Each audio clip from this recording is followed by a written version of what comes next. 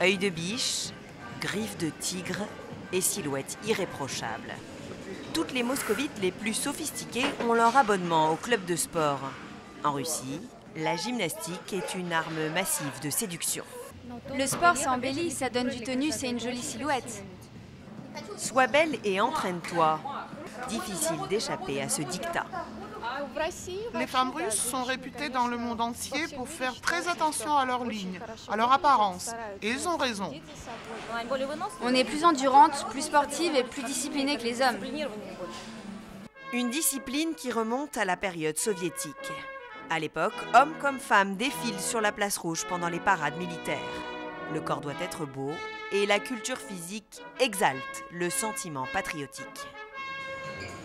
80 ans plus tard, seule devant son miroir, Natalia Liadovaya poursuit la tradition.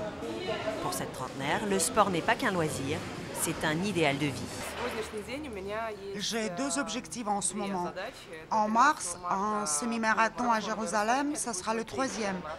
Et puis je veux traverser le Bosphore à la nage. La voilà en Italie en 2014 à Garda. Avec elle, des centaines de Russes participent à la course.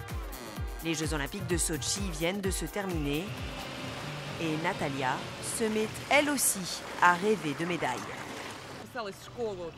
J'ai décidé de m'entraîner au marathon juste après les Jeux Olympiques. Ça m'a donné envie. Des femmes qui rêvent désormais de compétition, mais aussi d'aventure. Nadia Medounina est une pionnière, une exploratrice.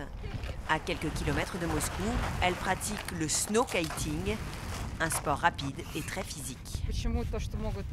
Pourquoi les femmes ne pourraient pas faire ce que font les hommes? On est égaux et les femmes peuvent faire des choses difficiles. Moi, j'adore les sports extrêmes. Ça me plaît. Et surtout l'adrénaline. Au pied, un snowboard. Et accroché à la ceinture, une voile qui la tracte sur la glace.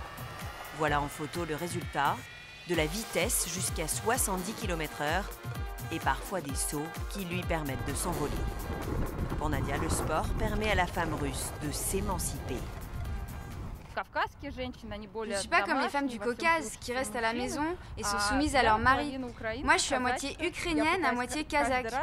Et à chaque fois, j'essaie de casser les stéréotypes et me prouver à moi-même que je peux me dépasser.